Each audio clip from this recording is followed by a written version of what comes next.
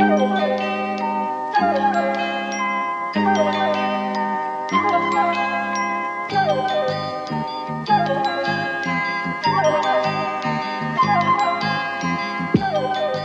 everyone, and welcome to this. What day is it? It's a Thursday. The free one. Thank you for answering the not implicit question, quite explicitly asked question. Well, last time, accidentally, we said it was the free one, and actually it was the bonus. Yeah. Which, thank God, we didn't do it the other way around, because we cannot let people who aren't paying hear the bonus voice. No, they would. They would die. that. Their ears would explode. Yeah. The average Victorian peasant child would be killed instantly by a single phoneme of bonus voice. That is correct. Yeah, it's a lot like it's the Trashfuture version of like you can pirate stuff from the Patreon. There are people who help you do that, but the bonus voice is kind of like those dye packs they used to have in the labels on clothes in like River Island, where if you took it outside the store and you tried to take it off, it would like explode dye all over your new. So you're suggesting jumper that said New York on it or whatever. This podcast is protected by smart water. Correct. So you're suggesting that if We're you're all like drinking it, you're sitting on the bus, right? If you see someone across from you, if their head explodes like that guy in Scanners, you know that you were sitting across from a fellow TF listener. Yeah, but a thief. A thief. A damn dirty thief. Okay. It's Riley, Hussein, Milo, and Alice. And speaking of thieves, I've decided, apropos of nothing, that apropos of finding out some Dave Courtney related information, we're going to start with a Dave Courtney update. Okay, great. We'd love to update ourselves on Dave Courtney. Bermondsey boy. Now, Milo, you know what it is because you've seen my computer screen. Alice, you have no idea what the Dave Courtney update is going in completely blind. It could be almost anything. Dave Courtney has deployed to the Taiwan Strait. I have no clue. Okay. Oh yeah, there was that time you went to the Donbass. Whatever happened about that? Because I think he actually went. Like, I don't think he was lying. I think he did go. Yeah, he went to, like, I think give the Russians a clump or something. Yeah, handed out some cans to the lads out of the back of a van, and like the Atlantic Council's very own Dave Courtney. Handing out, like, cans of Stella to the Azov battalion. They're just like, what is this? Tastes like piss. No, okay, so, Alice, I want you to do me a little favor, and I want you to actually try to guess what the thing could possibly be that Dave Courtney did sort of just before he was married, that has now had an article written about it. Just before he was married. It raises the horrifying spectre of Dave Courtney's Stag Night, which is sort of I'm picturing sort of a 6-star GTA Wanted level event. There's a helicopter following him. Yeah, the army put on standby outside Peccadillo's in Ilford. For my stag do, I've somehow gotten an Imperial Guard Lehman Russ that I'll be driving through the center of London.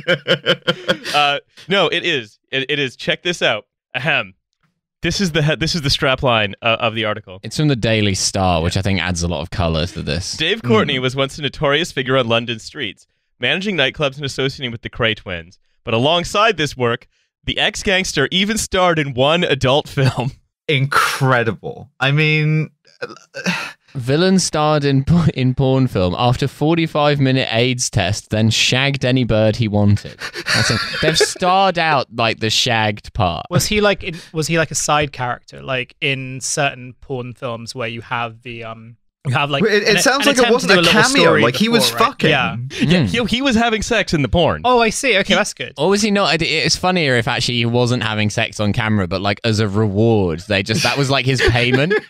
Like you just like fuck in away. kind, yeah. You could as a reward for having like a walk-on role where you're a sight It's gag. like a story you would make up. It's like, I starred in a porn for the acting, but I was so good at it that all of the women just had sex with me after, not in a porn-related context. They said, sorry, mate, no professionals. I was like, I'm not professional. Like, well, you should be. When I was in uni, there was a porn company that were looking for this was like around about the time. I mean, I say around about the time as if like I know a lot about porn, but they wanted to sort of do like cinematic or like at least sort of like more, porn that you would sort of be willing to pay for. It's being directed by a Swedish woman. Well, it was actually like the company was run by a woman, and like progressive. So their thing was like, oh, we want to like make porn that people actually want to, it's not just like stuff to be off to, but it's more of like, you get a little story before you jack off. That shit has never, that's been tried infinity times. It's never once worked. And so they invited like turns out people were just beating off to it. What? They invited like writers to sort of like write scripts for like porn, like, just trial ones. And I just remember being, I tried to do it. I didn't get through, but definitely one of the challenges of what would, how would you sort of frame a story? And in terms of like your side characters, your NPCs and everything, what would they actually say? Like, what would they be doing?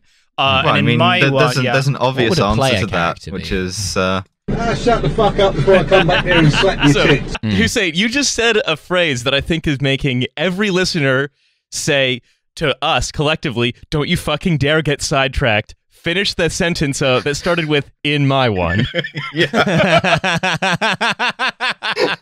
I've been trying to look for like my sample porn script for a really long time, and I haven't been able to find it. But I definitely. So in my one, it took place in a restaurant, and the story was that a girl was going to give a guy a blowjob in the restaurant bathroom, and so far it's like the Stanley Tucci film Big Night. Sure, I've never seen it, but why not? Same with Stanley Tucci. Fuck. I wrote 3 pages of dialogue in which the guy who was about to get sucked off by the restaurant owner's daughter was having an argument over being given like the wrong type of burger.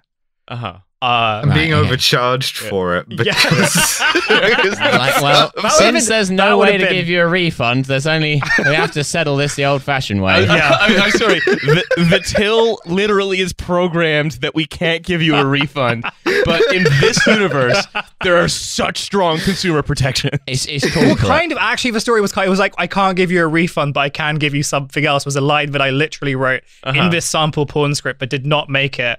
And prevented me from having a career as a writer for Vixen Video in LA. I think it says a lot about like the alienation of labor in our society. The porn industry was robbed. They didn't know what they were missing out on. Well, one day, if I do find my porn script one day, maybe we can do it as like paywall content. Alternate universe where Hussein is a guy wearing like a satin shirt that's like unbuttoned down to the belly button, like big medallion. He's smoking a cigar. He does have a podcast, but it's very different. Yeah, I'd be living in LA, and I'd be like one of those sort. It'd be like. I'd be best friends with Logan Paul. It would be sick. You'd have a company that would be called something like Intelligent Digital Limited or something like that you would use to build all of this.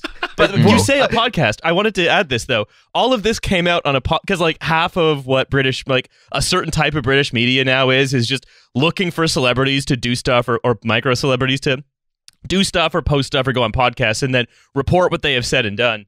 And so they're just basically quoting Dave Courtney going on a podcast called The Eventful Entrepreneur. Sorry, that's a Riley screen name. That can't be a real podcast. Yeah. The gangster set the scene by describing how he'd been working as a security guard for people starring in, quote, a blue film when he became friendly with the Blue Man porn production company. I was going... Sorry, could you do this in his voice, please?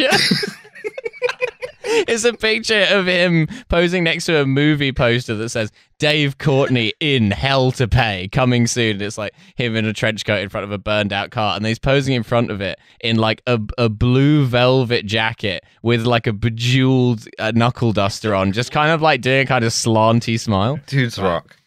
I was going, wow, man, I'd love to make a blue scene. He went, you want to make a blue film, man? It's the easiest fucking thing in the world. Go over there and get an AIDS test. And in 45 minutes, you can come back here and you'll be shagging whatever bird you want for the next hour and a half. I like the idea that there is some kind of time limit here. But then it's like, an hour and a half, you'll turn back into regular old Dave Courtney and you'll have to go home. Yeah. It says, and basically the premise was, I'm like, look, we're only going to show this on hotel room channels in America, so no one will know you've done a porn. So, and the thing is, it was later revealed to be on Best Western. And I think this is another example of like, imagine look, you've yeah. checked into the Best Western, you've paid your $80 or whatever for the night, and you just want to have a non-stressful wank, right? So you know, it's the 90s. You know, you flip over to the porn channels on the TV. Yeah. There's no internet porn. You know, you've not got that yet, right? You know, you and go you're looking past the restaurant one. You know. Yeah, you do. And then you flip through. You think, oh, this porn seems fine, and then what should loom into your view but a kind of Cockney testicle? yeah, attached to a much larger man. Yeah. I mean, I wasn't expecting the sort of the like sex positive Dave Courtney here of the get tested Dave Courtney. Which is the message this implicitly carries. So, you know. So when his partner Jenny spontaneously decided to get married in the US, it soon dawned on Dave that he could be in for a shock when the couple retired to their hotel room suite. I mean, presumably you wouldn't be like, and now let's scroll the pornography. Dave Courtney might. Also, this is another thing. I'm just going to throw this hand grenade into the discourse. This means that Dave Courtney is a sex worker. Oh, yeah. Yeah. Dave Courtney OnlyFans when? So I think this is the mission now. Please, two things, actually. Number one, this just highlights the problem of media not being stored physically and then being sat on and controlled by chains like Netflix or Amazon, or in this case, Best Western, that there's no access. This is like a forgotten piece of culture. Yeah, it's an Dave Courtney important porn. archival moment that's now just gone. It's Spencer Confidential too. The Best Western need to launch their own streaming service so you can watch the full Dave Courtney porno trilogy. Best Western, I'm trying to get into your cinematic universe. Look, did we spend much more time on the Dave Courtney thing than I planned? Absolutely. The BWCU. Yeah. But you know what? I'm happy we touched on it because we love supporting sex workers. Is what it is. Absolutely. Bust Western, is that? Yeah, that's fine. There you go. Look, we have some stuff to talk about. We have some tech stuff, some news stuff, some politics, and That's finally a unusual reading. mix for us. Yeah, it's crazy. I love describing it as a reading. It makes it sound like we're going to do some psalms. Or something. Yeah. Yeah. This one's from Corinthians 2:11. Look. Legs. Legs. They're here. I was wondering why you were just shouting legs. Yeah. Okay. Hussein speaking for the listener as ever. At long last, it truly is leg day because Mark Zuckerberg has invented a new thing this time. That would have been a better way of selling it. Yeah. I feel like that. Yeah. It feels. Instead of having invented a website to rate which of your Harvard classmates you thought were hot and sort of coasted on that for a while, to be honest, he has now invented a second thing, and that second thing is legs. That's right. Well, no one had legs until Mark Zuckerberg came along. Just crawling around. That's how he got so rich, because every time you walk around, you actually have to pay a small royalty to Mark Zuckerberg. It's collected through council tax. He looked at all the. I assume he looked at all the kind of like critiques of the metaverse, and you know all the stuff that we've spoken about on this show about where we called it like a jacked up Habbo hotel, PlayStation home, but worse, things of this nature. Just like things that don't work, like why Habbo hotel, but you can watch the Dave Courtney porn in your room. You can like just be in like a meeting where everyone is pastel and virtual. And his thing was like, the way to make this better is to include legs. Yeah, people don't have enough pants. Well, because the thing is, he's like curiously vulnerable psychologically on this metaverse thing because he's spent a lot of time and money on it and has announced each thing very grandly and clearly reads the tweets that come out in response to it, which all say, you know, this is shit. Why don't you have any legs? Why do you look like a PlayStation Home character? Why do you look like an amiibo? I'll show them. Yeah, exactly. And he's just going through them one by one. So we've ticked legs off now. Now they have legs. Yeah. Now he's got to make it look not fucked up. That's the key. I'm looking at the picture on Riley's laptop here, and it looks like an incredibly shit version of Mortal Kombat. Just the way that they're stood opposite each other. Have you ever seen the video of Mark Zuckerberg throwing spears at a target? A thing which he has legitimately done. That's his moveset, you know, for metaverse combat. Combat? Yeah.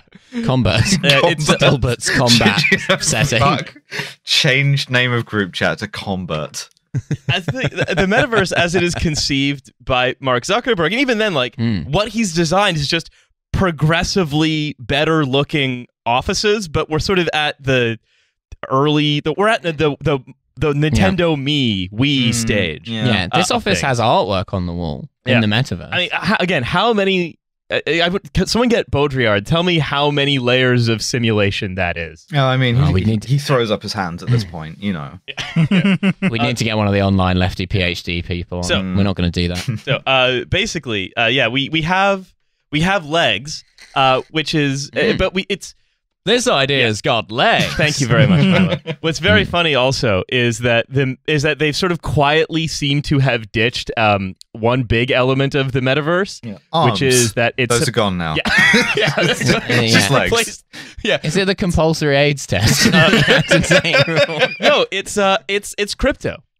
Oh, it's because I don't know if you saw this, but Decentraland, a metaverse game that we've talked about before, that a lot of people did real estate speculation in for some reason. Is that worthless now?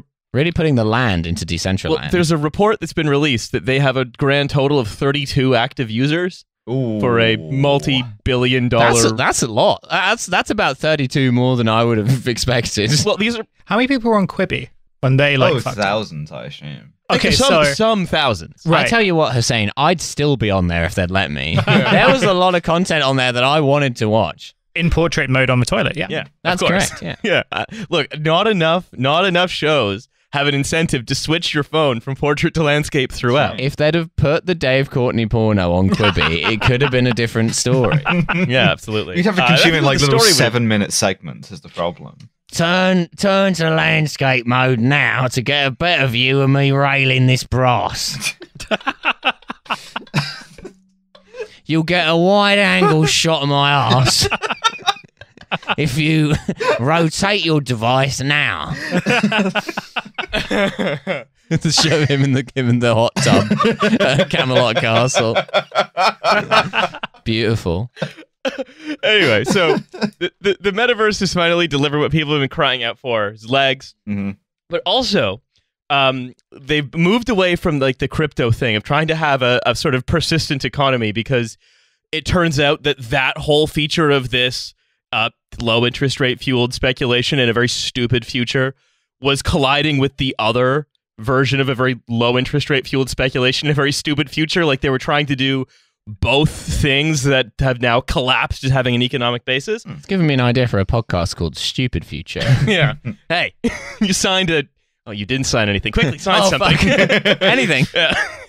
But what's also very amusing, right, is that if you look at Meta, what they're talking about is, we've spent $2.8 billion developing this thing, but we've already sold $1.5 billion worth of apps for like our Quest headset. That's a lot of apps.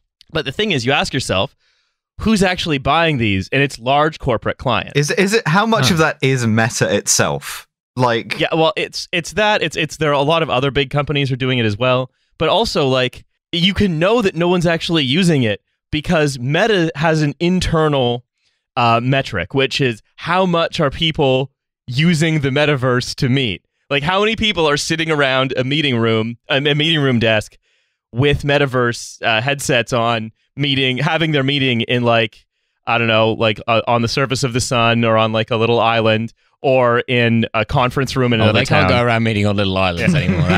They really ruined that one. Yeah. But so there's a metric for that. This is a memo, a leaked memo from Meta. Employees were found to not be using the metaverse enough. Right? It's just Nick Clegg in there on his own. He's chained to a table in the metaverse. He can't leave. After his latest misadventure, possibly, which we'll go into. But then they've said that there was a plan that was being made to, quote, hold managers accountable for ensuring their teams use Horizon at least once a week. You have to use our shitty product that you're developing at least once a week, or else. This sounds a lot like, when you're in like one of those like disaster video games and you pick up like a shredded page of a diary in the corner of a bunker somewhere, and more it's like environmental storytelling. Employees to use Horizon at least once per week. There's like another audio log down the corridor that's like a harried sounding scientist being like, I've got some concerns about the Horizon project.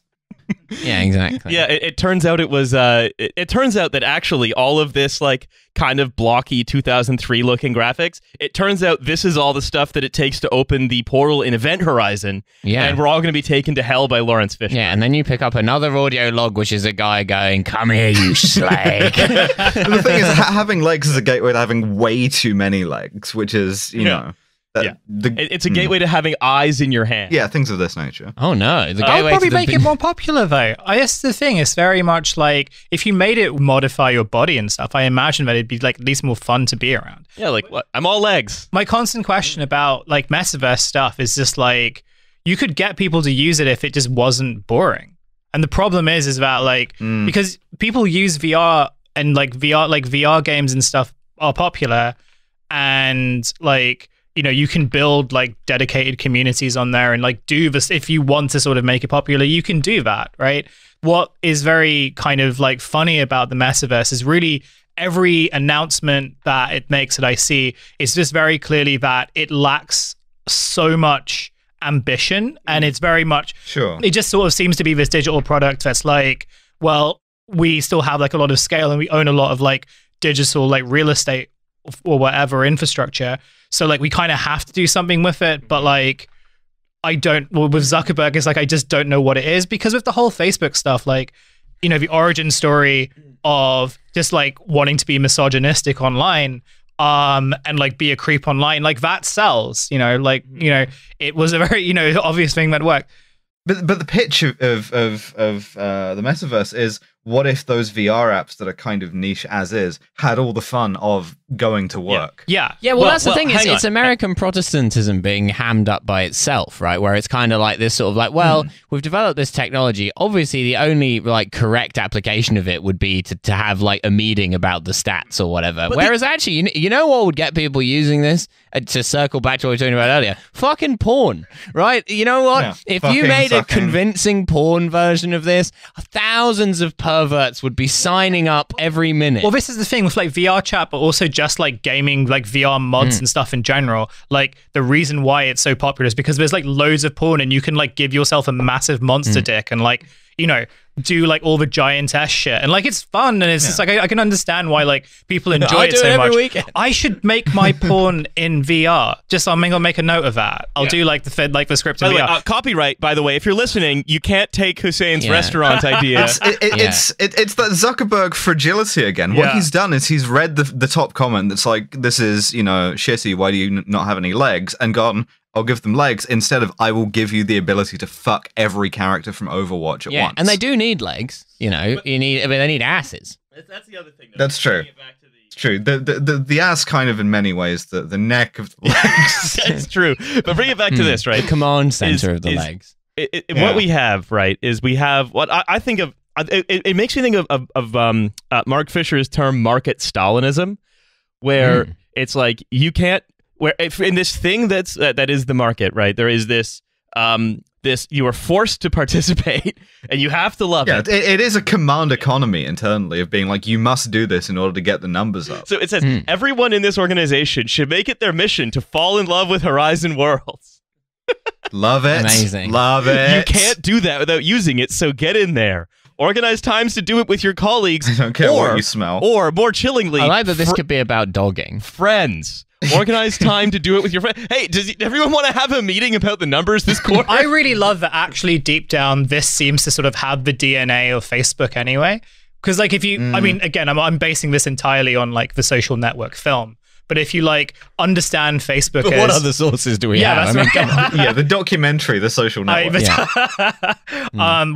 the Trent Reznor music. Like the DNA of it just sort of being like a bunch of losers who desperately just want to hang out with like the cool guys and girls and stuff, so they kind of build the misogynistic app, which like ends up allowing them to sort of do that in a weird way. And it feels like the metaverse sort of has that kind of like philosophy behind it of like, I desperately want people to hang out with me, but the problem is that only goes as far as like The Office. I just love the idea of like schedule time with your colleagues and friends to fall in love with our new product. And yeah, like there's this desperation of like wanting people to hang out with you. Because you wouldn't say that about a business park. Like, you wouldn't say that about a normal room where people go to have, like, an email meeting. Yeah. You wouldn't say that about, like, video conferencing. I mean, kind of you would. I don't know. I've been in a lot of offices where, like, they desperately try to make the admin stuff, like, fun, right? Well, if you want to talk about offices, because there's one more major feature that's being released on Horizon Worlds. Is it, like, disciplinary mode? Where... No. Much worse. You just go into the Facebook disciplinary and like Mark is in like a dungeon, like a virtual dungeon. Mark Zuckerberg's in like a full dominatrix kit. Oh, they are bringing porn into it. Very bad boy. Well, I just wonder whether it's like harassment. It's like so I hear that you hacked the metaverse and gave yourself a monster dick and used it to scare your boss. Give me a raise. No, so. Meta has also he forgets he's wearing a VR headset and is like, Meta has announced what? I forgot the world wasn't so blocky. Meta has announced a partnership with NBC. And so you're going to be able to you can get, like... not just visit your office, but you're also going to be able to visit the office from the show The Office. Oh, didn't the show end like a decade ago? Well, my theory about this is that the last time, like, Mark Zuckerberg... It was the last time any of these people felt joy. Well, it's the last time I think Mark Zuckerberg interacted with, like, you know, like a normal human. You know, like someone who's not, like, having the adrenochrome cocktail and that normal human was like, what if Steve Carell was here and he had a monster dick and he was fucking all the characters from Overwatch? Yeah. That's right. So and he heard Michael Scott fucking all the characters from Overwatch. What if Michael Scott was balls deep in Bastion, the robot from Overwatch? Yeah, he's fucking the cowboy guy. So yeah. So you can have a metaverse experience. You can have an away day with your friends from the office in the office from the office. You could you could sit at Pam's this desk. is the thing. Like all of the all of the politics that were just, it's time to go back to the office now. You have to go back to the office. We didn't realize that they actually meant the office from the office. You know, Dunder Mifflin or whatever. Oh, fuck! Now I've just realized that we have some on my Mifflin until I Scott. Yeah, there's actually there's a fun potential here, which is that. But as we've established, Mark Zuckerberg will add things to the metaverse when he gets owned on Twitter about things from the metaverse looking like shit, and then people being like, why aren't there any legs? We could start getting people to tweet at him, oh, the metaverse needs monster dicks. Why are there no monster dicks? We could gin this up. It's so lame that no one in the metaverse has like a huge bulge. We could cyberbully Mark Zuckerberg very easily into allowing you to have a monster dick in the metaverse. I mean, I actually do have an idea, right? Which is to solve a problem that Mark Zuckerberg actually has.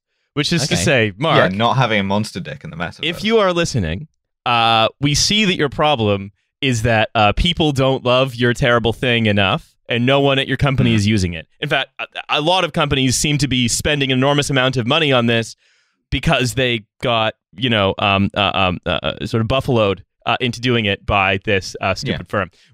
Which will damage your long-term credibility for the next thing. Here is our offer as an organization to you. It's that Facebook buys out the podcast. You buy the IP of the podcast, and then you bring us in to Facebook as our own department, and we will agree to use the metaverse, or at least have the headsets on for, not on ourselves maybe, but activated and appearing signed in.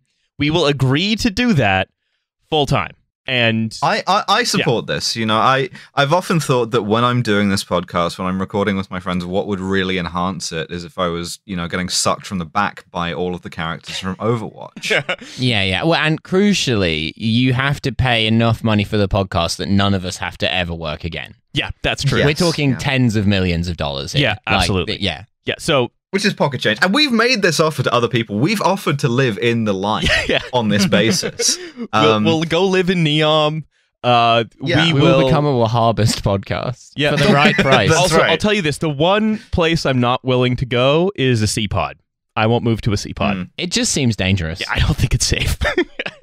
Which is, and that's saying something when you're willing to move to Neom. Yeah, absolutely. Yeah. I have one more small piece of technology, or two more small pieces of technology news. One is Rivian, electric truck company that we've discussed many times before. That guy who was on the X Factor? No, it was one of the American Gladiators.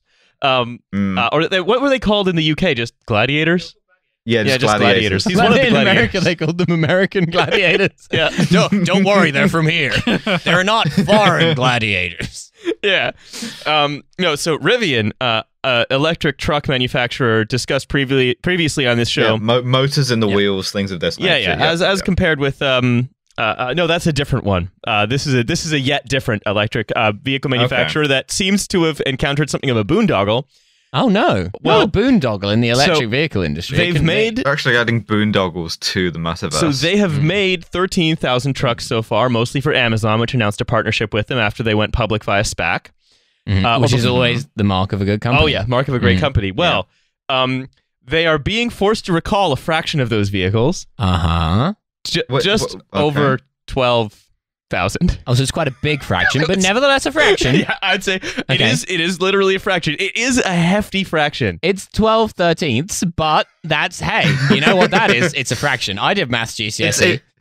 It's not. It is a supermajority, but it's not unanimous. You know, there were some dissenters. There's like the one Ruth Bader Ginsburg 1,000 vehicles who are so like, long no. as there is one Rivian truck that is not being recalled, the principle remains sound. Yeah. So this is again, and also don't forget, right, that when this was announced, it was Amazon's big going green thing, and this is what's allowing Amazon to say, hey, don't worry, if you're like an investor who cares about ESG or whatever, hey, look, our whole delivery fleet is electric vehicles.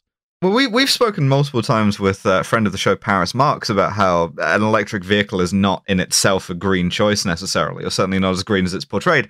One of the reasons that I think, this is sort of making Paris's point for them, is that you might add to that, is that if they don't work and you have to recall them and then fix them or replace them and then send them all out again, you're kind of duplicating a lot of the emissions of that process. But also, it's a way just to market that you're doing something, and then you don't have to do it because you've already gotten the kudos for doing it, and then you were like, oh, whoops, it turns out that it was magic beans. Well, you're not going to get the same good press for like having a green fleet when you do a green fleet again. Like, yeah, it's like it's like double jeopardy. You can't be boosted on the same news twice. So I just wanted to note that, and I want to note, and this good transitions. What are they being recalled for? That's what I want to know. Oh, it's an internal fault with the seatbelt. It's just one of these things where weird that they got through all the technical issues of starting from scratch with manufacturing electric vehicles and making vehicles which I presume work perfectly. And the one bit they got wrong was the seatbelt, which is a bit of technology that's been pretty settled since the 70s. It's tricky though. I mean, you know. I'd say it's got 3 points of attachment. It's Swedish in design, which I know is tricky. You ever tried to use those IKEA instructions? Oh, what the fuck's going on? There's a guy scratching his head on the phone. It's difficult. Where's that guy? Yeah, where is that guy? But whenever I try to put together my Ektorp, I can never find that guy. My Ektorp, which is Swedish for phone. Yeah. No, it's just so fun. I love to buckle my seat boot. Actually, I think I actually have the Ektorp. So can we I'm so sorry. saying I actually have the Ektorp. I'm so sorry about your Ektorp. Riley's been given 3 months to live with his Ektorp. Picking up the phone, being like, "It's about my Ektorp." Calling all your ex-girlfriends and going, I'm sorry, I've recently been diagnosed with Ektorp. You should probably get yourself tested. Yeah. I knew I shouldn't have sat on that sofa. Took a 45-minute Ektorp test. That's right. I think you can sit on any sofa you want, but only for an hour and a half. So this is the last bit of news, which is one more thing about Meta. Nick Clegg appears to have been caught up in more hot water, involved in a bribery scandal. He's been a naughty boy. No. He is alleged to have accepted a bribe from OnlyFans. That's so funny. Which is normally the opposite direction to the way that financial relationship works. They offered me some pussy. They said if I took this 45-minute AIDS test, I could then shag any woman. And those were their exact words for an hour and a half. Do I still have the Clegg drop? I do. This wretched headset. Yeah. So effectively, what is can you crop that to this wretched head? So effectively, right? Nick Clegg, who you may recall, has been like a lobbyist for Meta. Yeah, they call me Mr. Too Damn Tuition Fees. Yeah. Late of this patch. Yeah. Well, just essentially just a guy whose entire life in British politics. Yes, I'm aware he's made a lot of sort of a good financial sort of situation for himself. But a guy whose entire career has just consisted of being a bitch is once again put into a situation where he is clearly a gigantic bitch. Essentially, Lifetime Nick Clegg's bitch. career is like very much the things that we say we would do for infinity money, except he's actually offered and takes them up on all of them. Yeah, I mean, you know, you'd swap with him, right? I mean, he's richer than God. He's got a hot wife, you know. So rich, OnlyFans is paying me. It's like, Nick, just retire. Write a bad book. Write a book that we can read on this podcast. Yeah. Please. Yes. Well, he wrote a book called Politics Between the Extremes, but it's not like a fiction book with a storyline, you know? Yeah, that's a white. That's an Politics overgrown white paper. Between That's the not. extremes. It's just being like, yep, pretty boring politics. That's the book I've written. So essentially, right, it's that what they seem to be doing is, what they are accused of doing is taking a bribe from OnlyFans to blacklist others of their competitors online. And so a lawsuit was brought by a number of adult online entertainers who've alleged that Meta employees have basically like Dave Courtney class action. Yeah, I was going to say. who have, and I'm quoting here, added their accounts and others linked to OnlyFans competitors to databases used by companies internationally to identify malware accounts and accounts linked to terrorism, which are like controlled by Meta. So Yeah, you know, work on a competitor to OnlyFans, you're on the no-fly list now because of Nick Clegg. you're a state sponsor of terrorism. Yeah, you are about to get killed by the Raytheon knife missile. Yeah, you're going through security at the airport. You go through the metal detector and it goes off, and then suddenly they're all drawing their guns. And they're like, "She's got a pussy." Yeah. This is me every time. This is my fear. So, but it's just, And you're like, "Do I?" you know, it's Wow. we talk right about Nick Clegg, right? What Wow. and I can't These imagine. hormones really do. Right. I can't imagine. Why did they give me the Owen Wilson pussy? It's your pussy saying that, not you. I'm a trans woman. That's crazy. But I can't be here between your legs. You're newlyweds. I love the sequel to Me, Myself, and Irene. That was a Jim Carrey movie. Oh, Failure to Launch? No, that was Matthew McConaughey. Yumi and Dupree. Yumi and Everyone We Know. No, Yumi and Dupree. Yeah. That's the one. I got it on the fourth try. Just striking out perfectly as well. Yumi and great. Dat Poon. There you go. No, it's just, That's a movie that could have been made in 2003. Like, yeah, that's- Owen that's a Wilson movie that gets could have been reincarnated written as like by Kate Hussein. Hudson's pussy. That's a porn that I would try and write and then not get into the Vixen Writers Yeah, program. and she's like a lonely woman looking for love, and then he's like consoling her about her sex life, and he's like, "That guy wasn't so bad. He had a nice dick. So- You're being hard on yourself." yeah. So The again, Owen Wilson. trademark. You can't make it. Owen Wilson is a Trashfuture property. He's attached. We own the IP. Don't try and remake it with like Vince Vaughn or something. It's not going to work. It's not going to fly. No, we Don't will try and know. make this movie with Timothée Chalamet and think you won't be served with a cease and desist by the Trashfuture legal department. Nick the lawyer will be writing to you. Not Nick the accountant, Nick the lawyer, who's a different guy, also called Nick, real guy. He will be writing to you. Yes, our accountant and our lawyer are both called Nick. It's not a problem. He actually does look like a hard man as well. I remember seeing him on the Zoom screen. I was like, wow, that guy could like... With the Union Jack mug. Yeah, no, that guy, I would see that guy at like outside a bad club in like Essex, and he would like beat the shit out of me despite... Don't fuck with Nick the lawyer. He'll pursue you in the courts, but if that fails, Can we please? You'll see him outside. Can we please not defame our lawyer? it's the last guy you want to defame. No, Nick the lawyer's great. We're not defaming Nick the lawyer. He'd It's just smash it's all your in face. good fun. He'd smash your face with the Union Jack mug. No, he won't. He absolutely won't. He will not do that. He will He's a very behave in a law-abiding professional citizen. It's part of way his in job. accordance with the rules set down by the Law Society. That's what he'll do. Oh boy. Everything else was a joke. He does look like a guy who would like say, "I'm above the Law Society." Looks like crucially isn't. I'm in the above the law society. The spicy lawyer. Like, yeah, I guess you could use the regular law. He's like stubbing out a cigarette. I've kind of moved beyond that.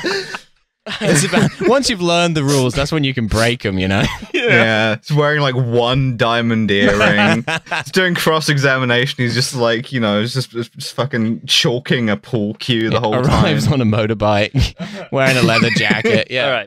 All right. We're gonna move. We're gonna move on. We're gonna move on. From our insanely hard lawyer. Yeah, that's right. Which is that I'm gonna leave the Nick Clegg stuff, right? Because that was worth going into a little more maybe later another time. But all I can say, right, is that we got this great Nick the lawyer. all I can say, right, is that Meta's defense at this point is once again to rely on the fact that Nick Clegg is a lifetime bitch, because they've said basically, look, even these court documents show that we're protected because we're now going to claim that our employees acted without our knowing. Which they're throwing Nick Clegg under the bus? That's what it would seem. They're throwing Nick Clegg under the bang bus? Under the meta bus. Yeah, that's what it would seem, right? They say that Nick Clegg is being pushed in front of a fake taxi by Mark Zuckerberg. And you think this is funny? Yeah, Mark Zuckerberg's using his legs. He's pushing from the legs. And that Meta's defense appears to be the following. If anything, the plaintiffs allege that these John Does, including Nick Clegg, went rogue by manipulating and corrupting automated processes and databases that Meta had established for the purposes of combating terrorism. Again, why does Facebook have that? Deploying these methods to attack competitors of an adult entertainment company and then attempting to cover their tracks to ensure Meta did not learn of their aberrant behavior. And that's the motion that Meta has put forward, suggesting that, as you have said, they are going to push Nick Clegg. Throw them under the bang bus. They're going to throw Nick Clegg under the bang bus. But it's a legal fallback position, but it's sort of it must be embarrassing to be Nick Clegg and to know how disposable you are by having it sort of like displayed to you in those terms. Again, very amusing. Also, why does he not quit? This guy didn't. He doesn't need to do that. He has so much money. No, that's because that's the thing. To these people, they want to capital B, capital I, be important. Yeah, plus it's an excuse to like leverage connections, which he has, and like feel like he's operating in sort of the realm of governance and being an insider. He wants the monster dick. He wants the monster dick. He wants the monster dick. He wants to be the big monster swinging dick over. But I mean, he's tried to be capital B, capital I, but what he's got is capital B, capital I, capital T, capital C, capital H. That's right. Nick Clegg, you are a certified bitch. That's right. Yeah, capital bitch. You are the donkey of the week. But Owen Wilson's whispering to him from his butthole, going, Nick, don't be so hard on yourself. It's tough out there. It's hard in the metaverse. The Owen Wilson You only just got legs. You only just got an ass. And that's why they gave you this Owen Wilson ass to motivate you. You know? Because you're being down on yourself, but you need to buck up. Okay? You need to believe in yourself. Sort of more of a Jordan Peterson. You got me in your... No, Jordan Peterson is more... He has the kind of constant bucking up. Background drone like a bagpipe. He never truly stops emitting noise the entire time that he's talking, like an idling diesel engine. Okay, I want to move on to the UK stuff, and then I want to do the reading. And the UK stuff is Klarna. Well, Klarna. Yeah, Klarna. You remember Klarna, right? That company is doing pay super well. Super well, Klarna's doing. Well, the situation in the UK overall, as a barometer of the UK's financial health, I think you can look at what is Klarna available to purchase. And once... anything. Literally anything. Once you get to a Deliveroo, then you know that the UK has some intractable structural problems when you're being asked to finance a kebab. Well, wasn't it Liz Truss that was really like a few years ago was valorizing like the whole like Deliveroo freedom fighter thing? I don't think it included Klarna, but it was something else, wasn't it? Airbnb-ing, Ubering, Deliverooing freedom fighters. Yeah. So she's getting the world that she wants, right? Yeah. We're all like, liberated, and we're all liberated from money. From supermarkets by now being able to take out high interest loans to buy food. Now, I'm just a simple country colonel, but it seems to me that the business model of a company such as Klarna was at least coherent when you were using it to pay off a pair of shoes, for example, over a course of 3 months, on the assumption that a regular shoe consumer would only be purchasing shoes perhaps once every 6 months, such that every time one bought a pair of shoes, the previous pair of shoes had been duly paid off. However, if one applies this model of financing to something such as a doner kebab, it would seem to me that the regularity with which someone purchases such an item would perhaps not be cohesive with the terms of payment on that thing, such as one would surely become trapped in a cycle of debt, which would become inescapable in quite a short period of time. I presume there's some kind of safeguard in place to avoid this being visited on some of the most impecunious members of society. Colonel Acaster, I'm so sorry to say this, but no, it's just more things can be... Because this isn't the first... There's no kebab rationing well, because on this isn't the first time you've been able to buy Deliveroo on credit, right? You can attach Deliveroo to a PayPal or a credit card or whatever. It's just that all of this buy now, pay later stuff is designed to entice you to start using it. It's designed to...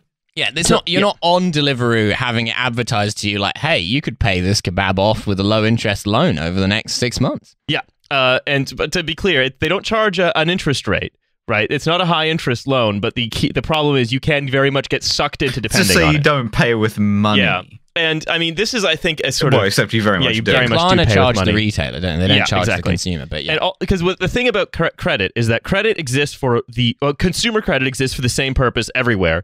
And most small forms of credit, regardless of whether you want to call it microlending or whatever, or you call it buy now, pay later, it exists for the purpose of consumption smoothing, which means that people have a certain amount of things they need to consume, and then a certain amount of income that they have, and those two don't always match up. And so the extension of things like consumer credit just basically bridges that gap so that you don't always have to be, let's say, be prepared for every expense that you'll face.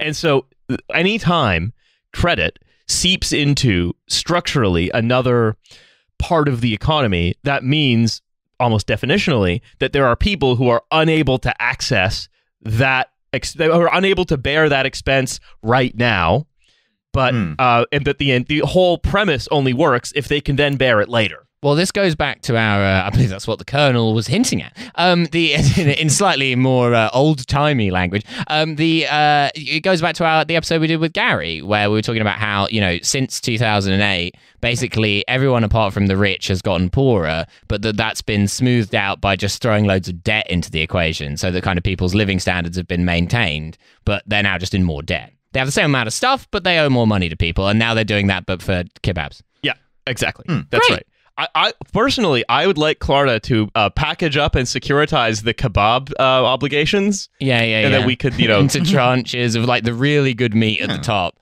and then you've got that triple B shit down the bottom where it's like the really like the stuff that like it's supposed to be lamb, but it looks kind of like dog food. Like you're not really like it might have salmonella in it. Yeah, absolutely, perfect. Yeah, that's what we're gonna do. What if we did that? We wanted to diversify. We could maybe offer collateralized kebab obligations. Let's do it. Okay, don't worry about it. What I'm enjoying is that the British economy Spelling collateralized with a K there. Yeah, just routinely just looks. Wait, sorry, at would you. it be cobligations? What's the third letter? Complicated. We'll workshop it. Is that the British economy just routinely turns to you and goes like, "You're eating a kebab, aren't you? What more do you want? The security that you'll be able to pay for it later? Come on. What do you want? Another kebab later? Just eat your fucking kebab and shut up." Well, because this sort of brings us, I think, into the economy bit as well, right? Which is that the Bank of England has quite a bit to say about this as well, which is essentially QE for kebabs. Well, no, that's just the thing. There's been too much QE for kebabs. Kebabulative easing. There's been too much kebabulative easing, and now there's kebab. Running the title, economy please. with free kebabs. Now, Kathy Wood's getting what she wanted. The Bank of England is writing her a blank check for as many chicken doner boxes as she wants. So what essentially the Bank of England is doing is it's choosing to end the liquidity mechanism it has for pension funds. Okay, that's and good. other market participants. No. Oh. No, it's bad. Oh, no. No. Oh. I'm afraid, remember, the liquidity mechanism was the only thing left. Oh. Oh, dear. I'm afraid.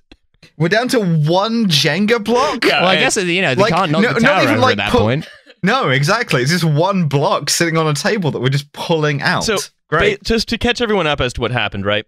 After the mini budget, there was this enormous gap between taxation and spending that was going to be plugged with sort of, you know, more and endless borrowing in a higher rate environment by the Conservative Party, who were basically promising to never invest any of what they borrowed, ever, under any circumstances. Which is how you run a government like a business. Well, yeah, well, you just give it to big companies and then the trickle-down economics. Yeah, exactly. Right. And so then, and this, if you recall, caused yields to go up, the prices of bonds to crash, and then a bunch of pension funds, which had been lending and borrowing against those bonds, to all of a sudden need to sell a lot of them to make margin so that they could basically keep their loans up. And that by selling them... and sell them to private equity. But also by selling them at a low rate, they've reduced the value of the rest of their book further, which means they need to make more margin, which means they need to sell more, and it creates a spiral. And... As seen in every finance movie ever, because this is the only time these markets ever get interesting, and the only time they get movies made about Correct. them. So this is sort of where we were, and the Bank of England had stepped in and said, "Look, we're going to set a floor price for gilts. We're going to we have a liquidity facility that we're just going to buy a lot so we can." Yeah, we are going to be firefighters. Yeah. This thing is on fire. We're going to show up in a big red truck. And we're going to spray it with Here's focus. the problem, however. Which is that no one can know that we're doing it. Yeah, that's we are undercover firefighters. They're firefighters, but they have to make it look like an accident.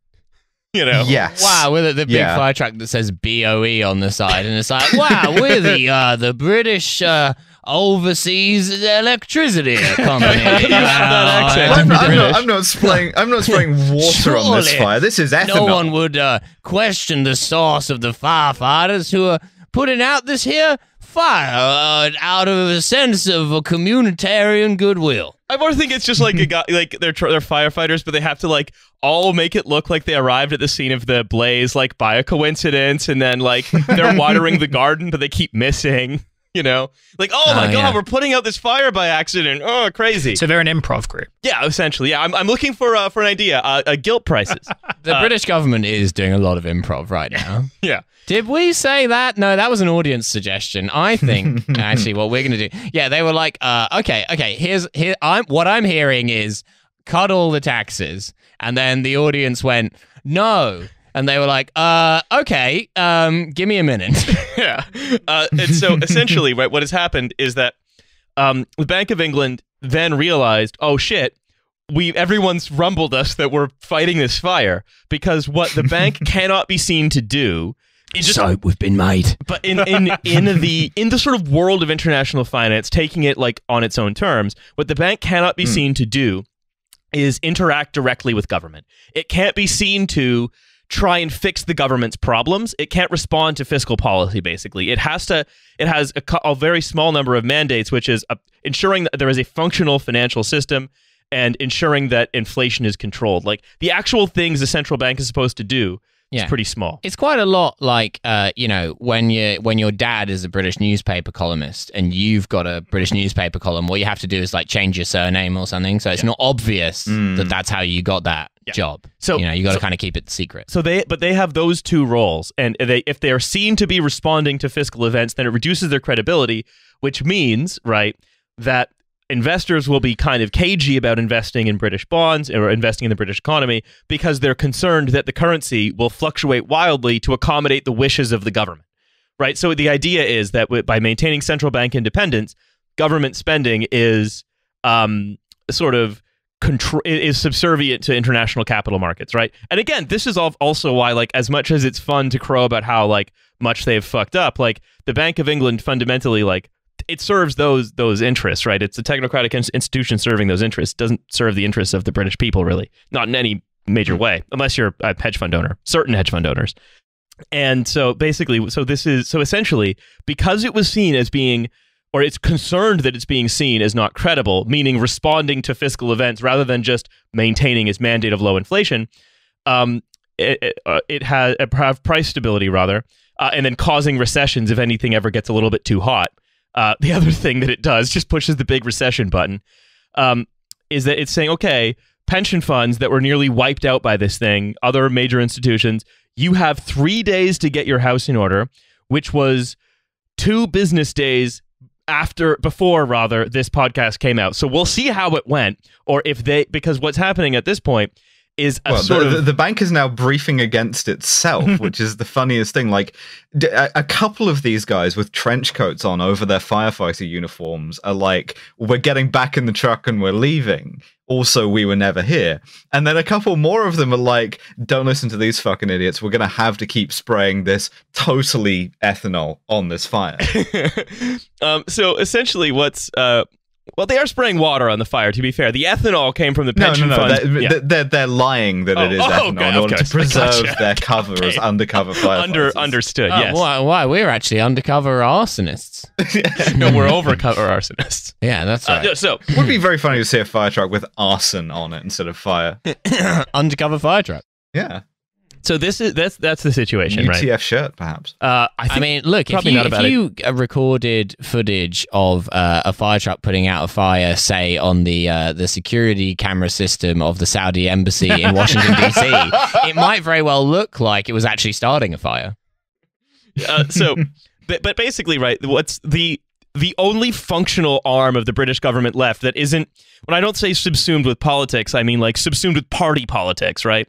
That isn't completely subservient to the whims of the specifically one faction of the Conservative Party, or more specifically, completely subservient to the kind of manias of the Telegraph and Times and so on. Because right? international capital markets, they obviously have politics, but it's kind of like irrational politics. Like it makes sense on its own terms. It's not like what Liz Truss is doing. So in this case, so what's happening, right, is that one slice of capital, which is represented at this point now by the Bank of England, it was represented in party politics by like the Rishi Sunak camp of the Tory party. It's now best represented by Keir Starmer and the Bank of England, are now essentially on playing a game of chicken where they're each driving trucks at one another. The Bank of England... Undercover fire trucks. Yeah, the Bank of England and the sort of rest of the British government, which has been sort of, hijacked in this way. And in the middle of that game of chicken is your pension, and if you have one, and your mortgage if you have one, or your landlord's mortgage, which means your rent.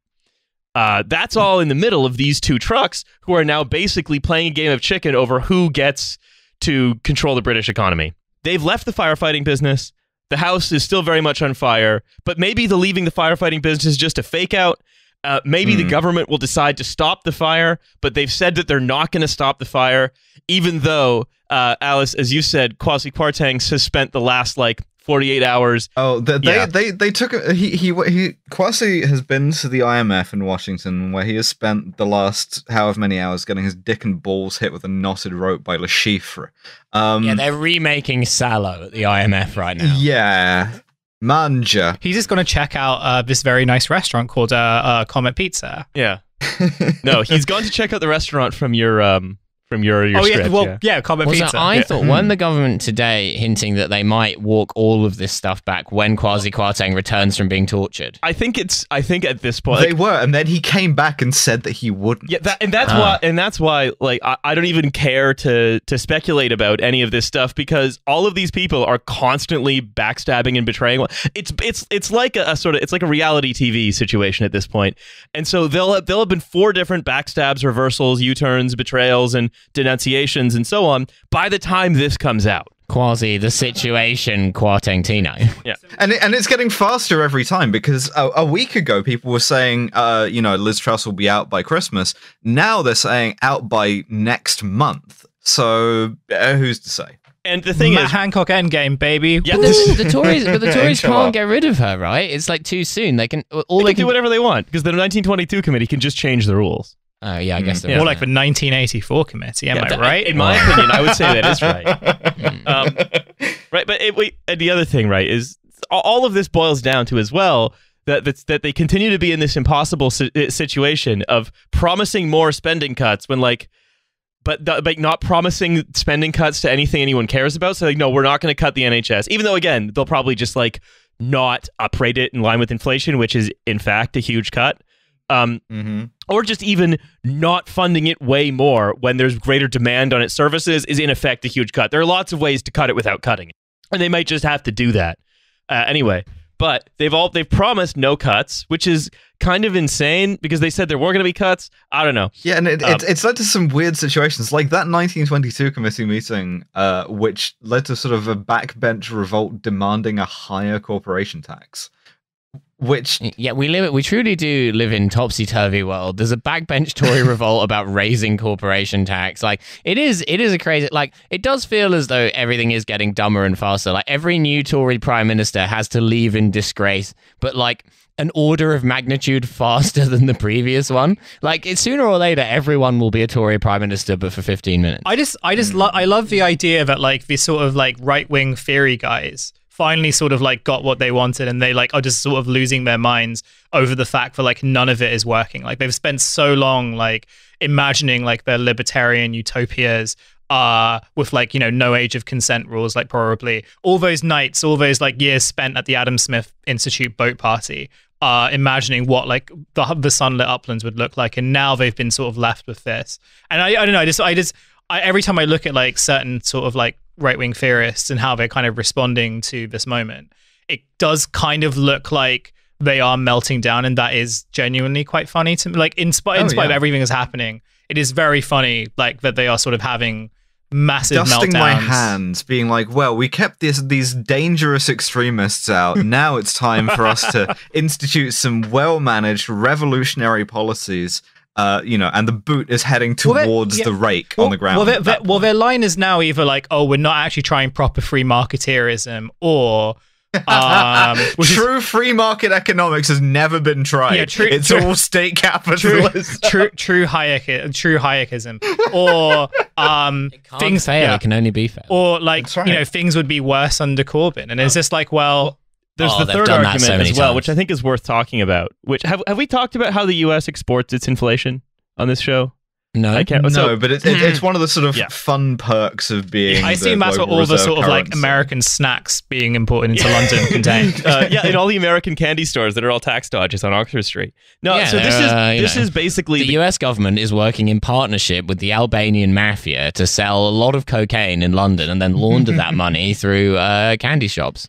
So basically, this is like the government line currently, which is that none of the current economic... None of the... Yeah, exactly. As of this being recorded, the government line as sort of espoused by Jacob Rees-Mogg. And it might currently be the current government line again by the time you're listening to it, but between now and then there will have been 15 other government lines. There'll have been a few, yeah. Sort of a sine wave. I think there'll have been 15 other government lines, and then they'll probably text the guy who has the candy shop again. Yeah, this could probably be... Yeah, that's right. Yeah, this could be the same government line, but it's now being said by a different guy whose like shirt collar is undone and he looks like he hasn't slept. So basically, how this works, right, is that the U.S. And this is like they're saying that this is accounting for more or less all of it, which is that look, everywhere is in turmoil because the U.S. is experiencing inflation. But when the U.S. experiences inflation, what they do by putting up interest rates is they make US dollar denominated commodities more expensive to purchase, which means if you're buying oil, which is denominated in US dollars, for example, then what happens is you have to borrow more in US currency, which creates current inflows from foreign currency into US dollars, which is one of the reasons the US dollar is so strong right now. Yeah, it's a great move, and it's something you can only do in sort of a unipolar world economy. It is taking out your enormous superpower monster dick on the table. I'm really looking forward to Britain being like, so when we were in Zanzibar for a honeymoon, like you can use Zanzibari currency in most places, but they prefer having US dollars. So we found that we were spending more stuff, and this was just like to buy like groceries and everything, in US dollars than in than in Zanzibari money. And I'm looking forward to being able to do that in the UK, like to buy a normal loaf of Kingsmill with like a big fat Benjamin. You think you'll be able to buy a loaf of Kings? You're gonna have to finance that mess. Big Fat Benjamin is a guy who owns the American candy store in Erith, where it sells eggs for some reason. Not a price to be seen. So essentially, right? That's the fundamentals of the relationship, right? Is that if the U.S. experiences high inflation, it can raise interest rates and export that inflation out of the country, thereby deflating the currency. Yeah, towing it out of the environment. Yeah, they basically what it does is it sort of fucks everyone else in order to preserve price stability. The in US is a big NOS canister. Are I you don't know if that's suggesting that Brandon. these contradictions of the imperial core can be sent to some kind of imperial periphery? Well, in this case, I mean, everyone's the imperial periphery. Yeah, well, that is basically how the US operates, yeah. So, any case, so that's the argument, right? Which is none of this is local. In fact, the markets are really pleased about what we're doing, but what we're experiencing is the U.S. exporting inflation, which is again, this is a lie. Yeah, well, it's I would say it's not a lie in the sense that like when I jump up and down, like the rotation of the Earth does alter a little bit. But that's not what's doing most. They're of it. Continually downgrading the British Britain's economic future, but they're shaking their heads because they actually agree with it. Yeah, exactly. Like, oh, poor Britain. So that's why it's bullshit. But I mean, one of the other sort of canards that I'm seeing come out of this is something that we saw a lot in the Corbyn years, which is, oh, well, it looks like that no party should be able to choose its own leader. It should be MPs only. Because this would never have happened if we'd had Rishi Sunak. In fact, the Corbyn thing would never have happened if we'd had, Owen Smith chosen by MPs.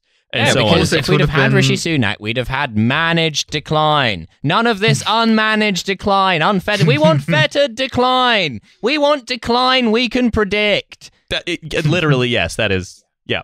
And I think also it comes back to this, I think, extraordinarily anti-democratic impulse in the UK, which is because what think people like Truss and the only thing that Truss and Corbyn have in common with them is that they both were produced by a system that massively alienates people from it who have one very occasional way to influence how it goes, which is by voting.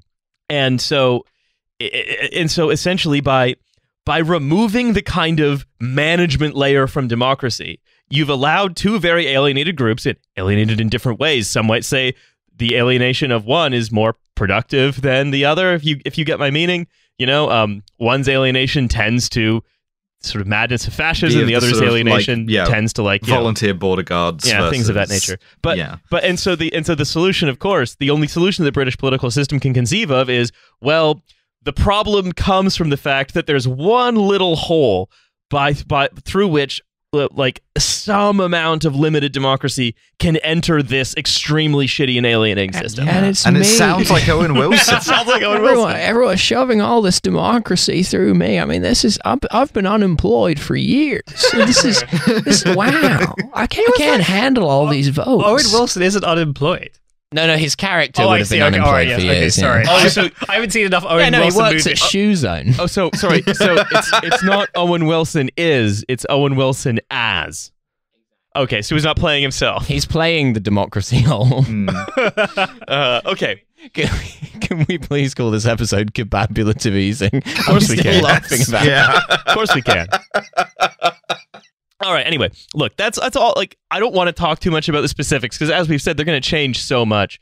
But just reflecting. Yeah, I'll watch the movie instead. Yeah, like when Jeremy Irons flies into the Bank of England and starts reading Lolita. Yeah. When Jeremy Irons flies a plane into the Bank of England, and then starts reading Lolita, starring Owen Wilson as Kwasi Kwarteng.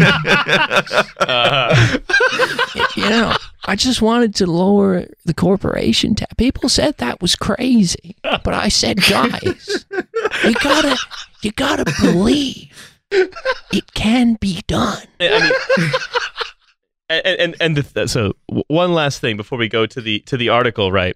Is there the argument put forth in the Telegraph by like Alistair Heath, who's sort of very quickly becoming the main guy of Trussonomics, is basically that we had this huge problem, which was low interest rates that created a zombie economy. And Liz Truss is basically doing shock therapy to sort of make that all go away. Liz Truss has shot that zombie in the head with a shotgun. She's put that big rubber gum shield in the mouth of the economy, and she's putting like 2 cattle stunners to its temples and like just hoping for the best. And she's lobotomizing the country, and I support that. And the thing is, right, like, that's not wrong. Like, this was not a sustainable position, but the problem wasn't that there were like low interest rates. It's that we were set up in such a way that those went to like massively inflate the value of a bunch of like stupid apps, right?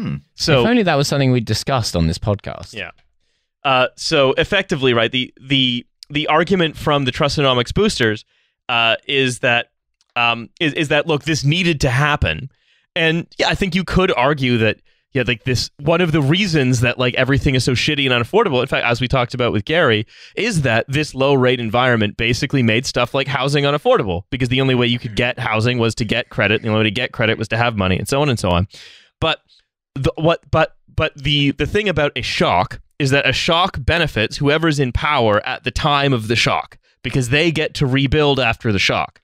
They get to, decide where the boat is going to go after it gets hit.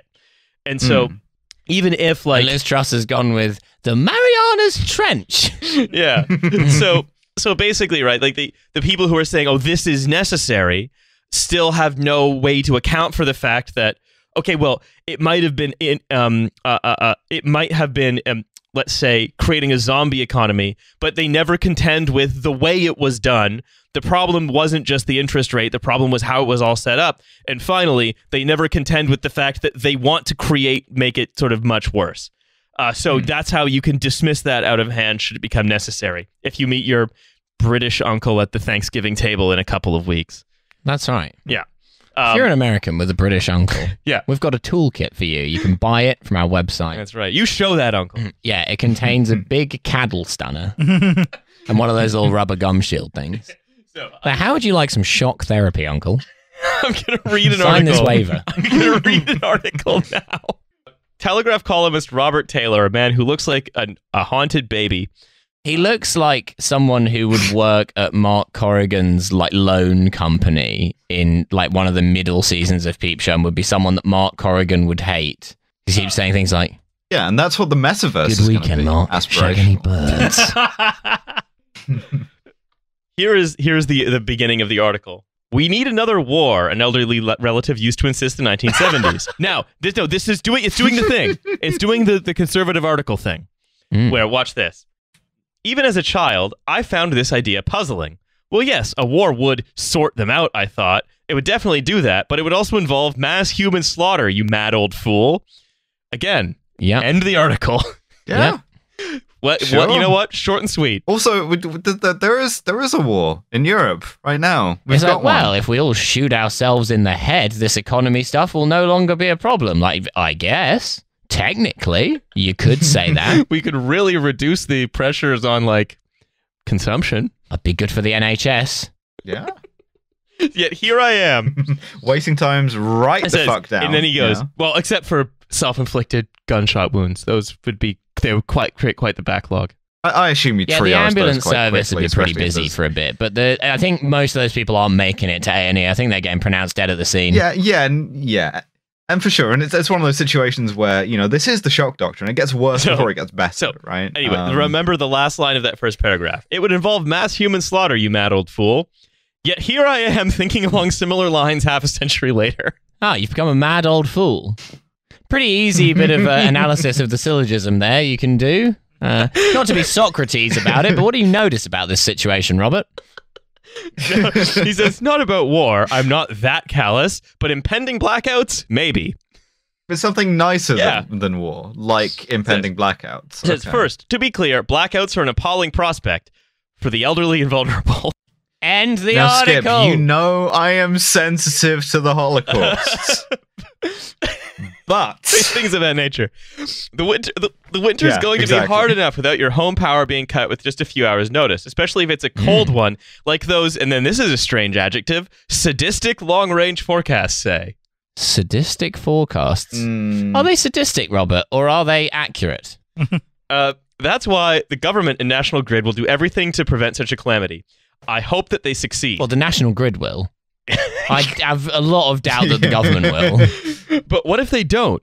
What if we get blackouts? Could there be a bright side to the darkness? Blitz Spirit. Are we going to do Blitz Spirit? Is that going to be the bright side? Is it we're going to have like a secret orgy where you don't know? It's just bodies touching each other. You got no idea who else is even there. Yeah, could be anyone. Could be anyone. Yeah, you don't even know that she's your aunt. But if it's a blackout, technically you're not legally culpable. So as it happens, some of my earliest memories are of the blackouts caused by the miners' strike. Remember how the miners' strike caused those blackouts? Yeah. Oh, yeah. Famous for it. Because Arthur Scargill went on TV and said, it's good that you don't have electricity, little child Robert Taylor, because one day you're going to grow up and you're going to, like, formulate a theory about this that's going to lead us to a better This will be a character-building experience for you, Robert. And it's weird. TV used to be really specific back then. Yeah. Well, there were less people around. They could afford to, address. Like, Arthur Scargill could address each child by name. I'm starting to think Arthur Scargill wasn't even Welsh. I made him sound Welsh there. Right in. Yeah. And the oil crisis in 73. Children like me found it fun to huddle around a family candle. One Family You only had one candle in the 70s, didn't you? Because times were hard. Not now. These millennials got as many candles as probably from Joe Malone or something. You know, one of these homosexual candles that smells like beach vanilla or something. No, back in the day, you had one candle and it smelt of beef tallow, and you'd sit around, wouldn't you? And you'd use that candle to read Tan Tan O Kong. Because we used to have a real country. What the fuck is this? Feu de bois. It's like the one candle's just like a 7-liter diptyque candle. Yeah, it's in a paint tin. That's why you can only have one. Yeah, still paying off my candle. So, children like me found it fun to huddle around a family candle eating sandwiches when the cooker didn't work, and to edge gingerly through the house in complete blackness when the lights went. Okay. Oh, I loved... He loves edging. That's what I'm getting from this article. I loved... Yeah, it's just like, wasn't it great when, like, things were awful and you had to, like, steel yourself to get through. You've mistaken stealing yourself, or more accurately, you've mistaken your parents stealing themselves to get through it and successfully making you feel better about a difficult situation with actually liking that situation. That's what you've done. Yeah. Yeah. Well, because of woke, you know, he's feeling scared. You know, they were just out back in the day, but now, because of woke, they have to be called blackouts for inclusivity. It was like an instant game of murder, which in those days we were allowed to play without our parents fearing we'd end up in Broadmoor. What? Sorry, that's a childhood game that's unfamiliar to me. I know also this is so inscrutable is it just to like where American you actually listeners. kill one of your kids? There's a bunch of people listening to this in Pennsylvania right now going, what the fuck is Broadmoor? Oh god, I'm late for my job at the Secret Service. Yeah, that's right. Murder game. It's like one of these things where you're like in a dark room. Yeah, they're all playing Manhunt on PlayStation 2. It's like a form of tag, I think. Anyway. Is it like Wink Murder? Is that what he means? So, and it certainly engendered a community spirit. Different postcodes lost power at different times on different days. You couldn't even play fucking Mr. President these days because of wokeness. Different postcodes lost power at different times and different days. So we used to head over to relatives in another bit of Birmingham to get a hot meal. Then they'd come over to us. Oh, it's just like the war, my elderly relative would enthuse. Which you just said was bad. You just said that it's not good, but everyone seemed to be liking it at the time. It also, crucially, wasn't like the war because no one was being killed from the sky by Germans. Like, there were some of these elements did persist in the war, like, you know, blackouts and things of that nature, but also stuff was exploding and on fire.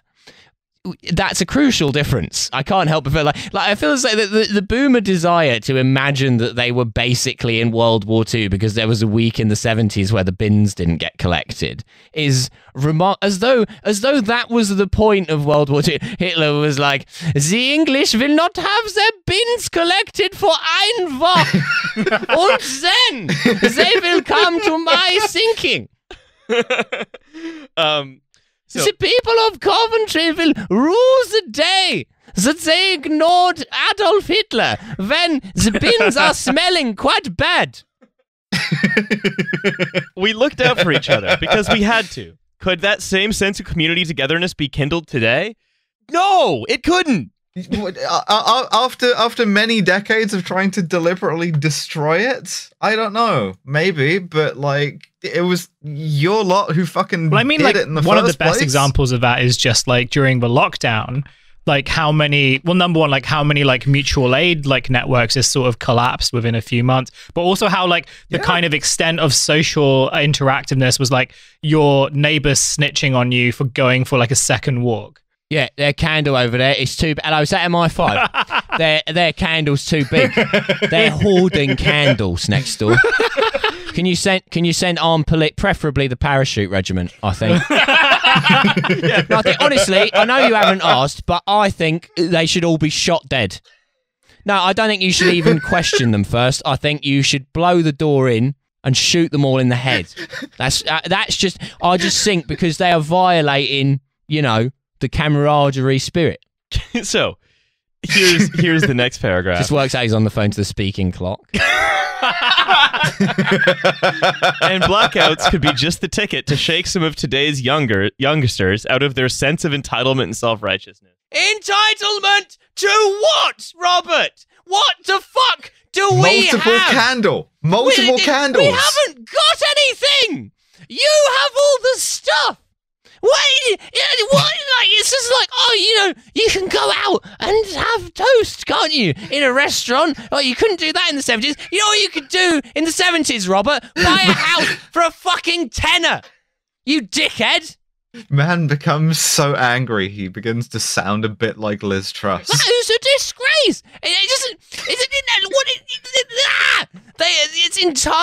They live in an entirely imaginary. There is a metaverse that does exist and it does work. It's the conservative columnists have like a version of events in their head where like they are like these sort of like grubby bin men in flat caps who are there, like, toiling away in the authenticity mine or whatever, and then all of the children in the country are all like driving around in gold cars and like having orgies or whatever, and then complaining about it. I just don't understand this reality that he thinks he lives in. He's got legs. Finally.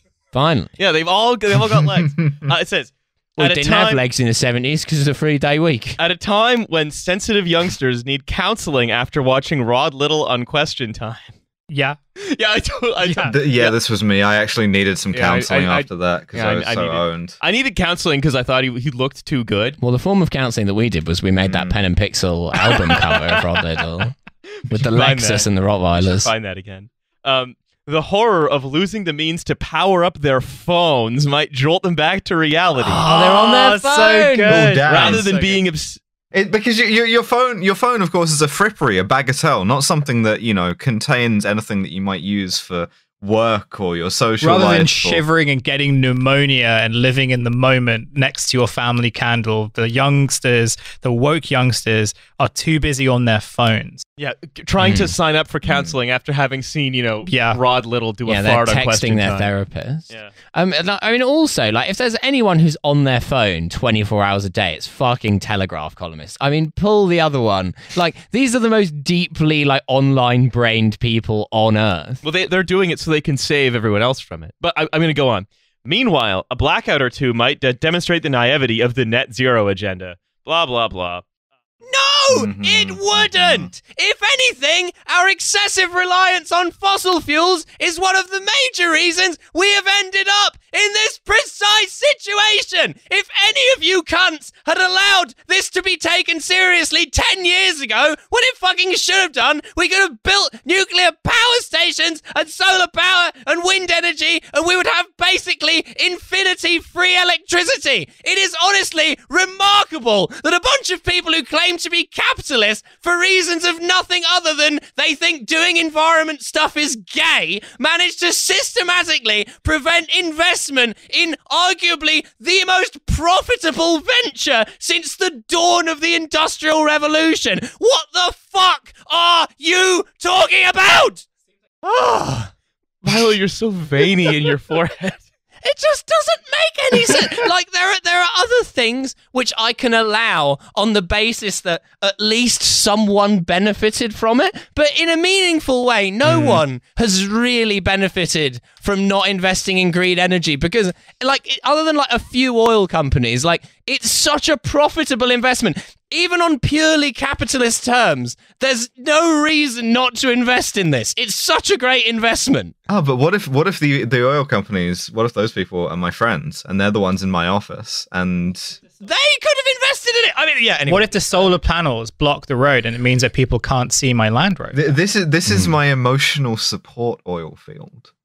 So, this is the last two paragraphs. I couldn't skip any of this article. Oh, it's too good. Just all hits, all bangers. There's a bonk for Britain push. If you haven't heard, a Tory minister reportedly... Bang a bonk for Big Ben. It's a bonk for Brexit. Reportedly told The Sun on Sunday last week that we must use tax cuts to encourage women to have babies and stem the declining birth rate. Literal fascism, literal eugenics, but also...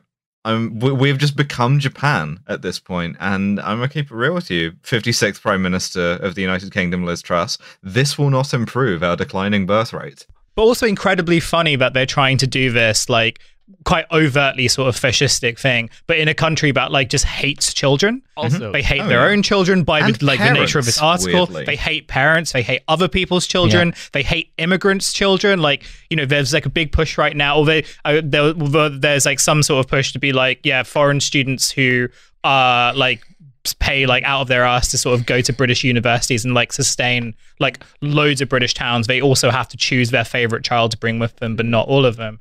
Like, it is very funny to me that the whole like bonk for Britain thing, I don't know how legit it is, but to me it's very funny that they're doing it. It's a throwaway comment by a minister, which means that there's a 50-50 chance it's going to be either completely forgotten by the end of next week or a flagship policy. Yeah, bonk for Britain actually was the title of that film Dave Courtney was in. I remember that. That feels like weeks ago we discussed that. I know. Listen, if that's the case, I suggest blackouts for baby making could be the tonic and could get the Tories leaping back up in the polls. There's no way I'd have sex with my wife with the lights on. We're both repulsed by each other's naked form. That could actually be the only way to do it, because it'd just be like cold and miserable sex. Probably does appeal to like quite a substantial percentage of British people. It's definitely going to be cold this winter. It says, so might power cuts actually be a positive experience? Of course not. They'll be inconvenient and uncomfortable, and for some dangerous. But if my elderly relative could by the way, just quietly by stealth admitting the probability of them happening. In the first paragraph, we were like, I'm sure the government and the National Grid will do something about this. By the time we're into the last paragraph, we're like, when this happens, as it surely will. Well, because he's so motivated about owning the libs and like owning all the children in the UK, but now he's just like, no, it must happen. It is a government, like it is imperative on the government to like make the blackouts as long and uncomfortable as possible. That's right. But if my elderly relative could see the bright side of 2 world wars, did he live through both? Surely not. Well, maybe, because it could have been like he's elderly. The guy could have been elderly. My grandfather grew up a miner's son, kind of. He didn't live through the First World War, but he saw the bright side of it, which is an element of his personality he's passed on. Yeah. Then I'm ready to see 1 or 2 very well hidden benefits of otherwise horrible enforced cold and darkness. Always look on the bright. Yeah. For example, the First World War. Like, look, did hundreds of thousands of people get horrifically killed and maimed in some of the most barbaric conditions that have arguably ever been seen before or since? Sure. But it also, increased ultimately the availability of tinned corned beef. So it's quite hard to say if it was good or not. Say what you will about the world wars, but none of the young people that were sent to fight were on their phones. They were just there living in the moment. And I think that's kind of beautiful. Well, I can't remember who it was. There was usually a guy. If you watch Band of Brothers, the documentary, there is a guy who is very frequently on the phone, but it's like a whole backpack, so it's not in his pocket. Yeah. So he's got to carry it around. On his field telephone. Yeah. Hello, operator. Is that the speaking clock? Yes. Well, the trouble is, here in the front line, they're too woke. Everyone is constantly talking about pronouns and such like. We wanted to do Operation Market Garden properly, but they made us do our pronouns. We all got shot from that sniper's. Yeah, it was a My commanding officer wants to be called ma'am. And then that British officer wouldn't shoot that tank through the house because of woke orders about not destroying civilian property. Yeah. Anyway, we've broken my cardinal rule of never really going for more than an hour. So we've gone for an hour and a half. With Dave Courtney'd it. Yeah, we've done a Dave. We had a 45-minute AIDS test before the start of the recording. Yeah. So I want to just say thank you all for listening to the podcast, and hey, see you tonight if you're some of the lucky people that bought tickets to the live show. Exciting. Yeah, 25th of October, Cambridge, still tickets available at that. See me.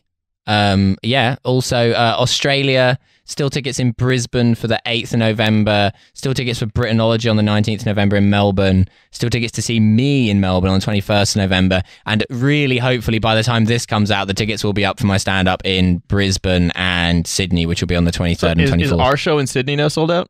Actually, yeah, no, it isn't. You're right. There's tickets for Sydney, which is the 10th. But at this point, I can't imagine there are many And left. for Canberra also, which is Canberra, the 15th. yeah. Canberra, I know that there's like 10 left. Canberra is a big venue in a small town, so you can probably still get tickets to that. But it was selling actually surprisingly well. Yeah. We were kind of doing it almost as a joke, but actually it's been very popular. Yeah. But I'll tell you, really, the reason we're going to Canberra is to see Andrew Law. Yeah. Like, that's mostly why we're going there, but, Want to have a very nice meal with our friend, Andrew We want Law. to have a nice meal with our friend Andrew Law, and I guess we'll play a show. Good afternoon, Andrew, but in person. Yeah, absolutely. So, anyway, that's a little bit of table talk for you, and we'll see you. Table talk with Riley. We'll see you. That's what the extra half hour was. The extra half hour was table talk, an episode of table talk. Yeah, a pilot of the new like hardball late night chat show we're doing, kind of GB News type thing. Anyway, Next week our guest will be George Galloway. So what's our kind of like band to exit the? And we're going to be played out by the Mystery Jets. Reaching into the sort of the landfill indie bin. That's all right. So we'll see you on the Patreon episode in a few days, or we'll see you at the live show, or we'll see you at any number of upcoming live shows. We'll see you Bye, everyone. around. Bye. Bye.